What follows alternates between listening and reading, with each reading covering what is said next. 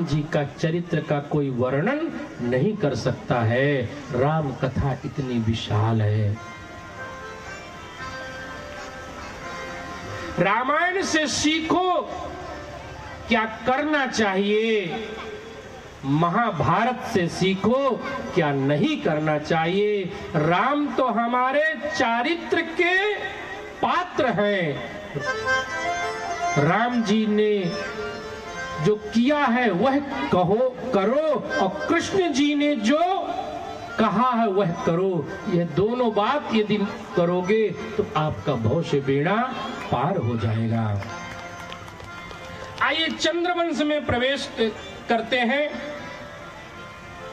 भगवान चंद्रवंश में आए हैं, रात्रि में आए हैं। रात्रि में 12 बजे कथितो वंश विस्तारो भवता भौम सूर्य, सूर्यवंश की कथा यहीं से विराम। अब देखिए, सबसे पहले तो आप अध्यात्म में जाइए कि कृष्ण जन्म कब होता है।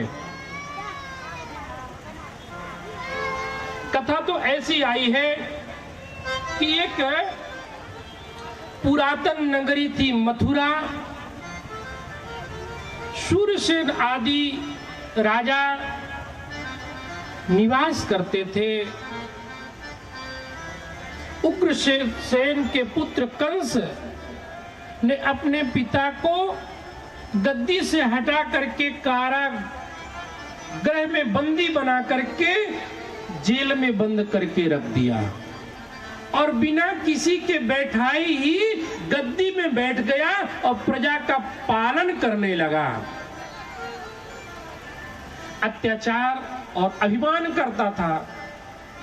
एक बार उसके मन में ऐसा भाव आया कि मेरे इस क्रूर कर्म से प्रजा दुखी है, और यदि प्रजा को अपने बस में मुझे करना है तो कोई दिखावटी ही काम करो, लेकिन प्रजा को रिझाने के लिए कोई ऐसा कार्य किया जाए जिसके द्वारा प्रजा प्रसन्न हो जाए। बोलो राधे राधे। कंस जो था सारथी नहीं था, कंस स्वार्थी था। बोलो राधे राधे। देवक की पुत्री देवकी का विवाह जब हुआ वसुदेव जी से, तो कंस स्वयं रथ हाँकने लगा। बहुत सारा धन दिया, प्रचुर मात्रा में धन दिया। धन दे करके अपनी बहन को विदाई कर रहा था, और प्रेम के भाव में विभोर होकर के स्वयं रथ हाँक रहा है।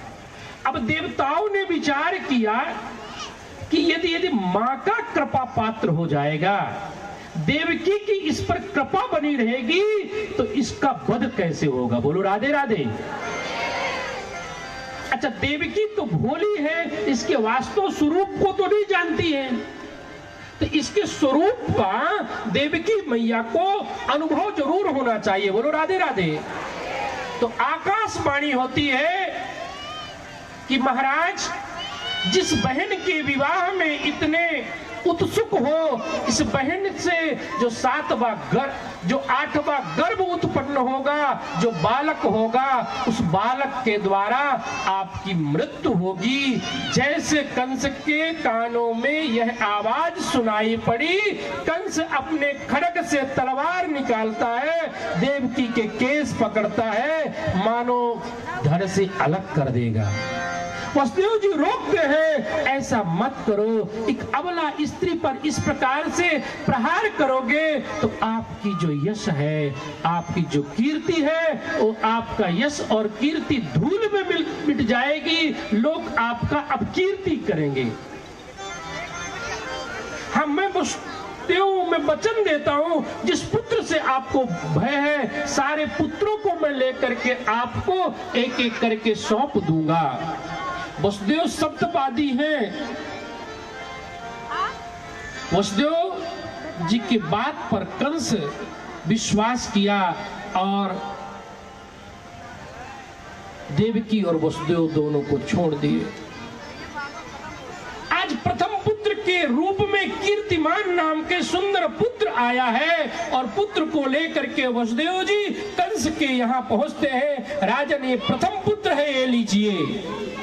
कंस को दया आ गई कि छोटा सा बालक है, इससे मुझे कोई भय नहीं है। आकाशवाणी तो 8वें पुत्र के लिए हुई थी, इसे ले जाओ, 8वां संतान जब होगा तो मेरे पास लाना।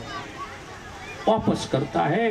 नारद जी प्रकट हो गए कि यदि पाप नहीं करेगा, अत्याचार नहीं करेगा, अधर्म नहीं करेगा तो मेरे प्रभु अवतार कैसे लेंगे। एक पुष्प को लेते हैं और कहते हैं राजन इसको गिनो, इसमें से पहला कौन है और 8वां कौन है। पहला भी 8वां हो सकता है, 8वां भी पहला हो सकता है। तुरंत कंस घोषणा करता है और कहता वसुदेव जी को वापस बुलाइए। उनके हाथों से पुत्र लेकर के पत्थर की चट्टान में ऐसे फेंकता है जैसे कच्चे घड़ा टूट करके 100 टुकड़े हो जाए। छोटा सा बच्चा 100 टुकड़ा हो गया।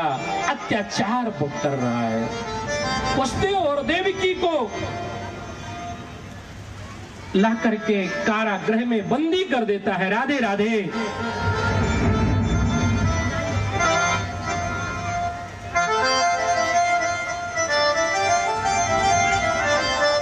बंदी बना लिया। ऐसे कर करके 6 पुत्रों को कंस ने समाप्त कर दिया।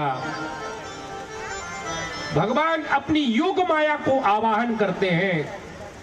किसका आवाहन करते हैं? योग माया का। यत माया जगत मोहिनी, वह माया कोई साधारण माया नहीं है, वो महामाया है जो सारे विश्व को भ्रमित करती है, जो सारे विश्व को सम्मोहन करती है। कहते आप अवतार लो, तो महामाया कहती है मैं क्यों आऊं, मेरी कोई पूजा अर्चना करे तो मैं अवतार लूं। कन्हैया कहते हैं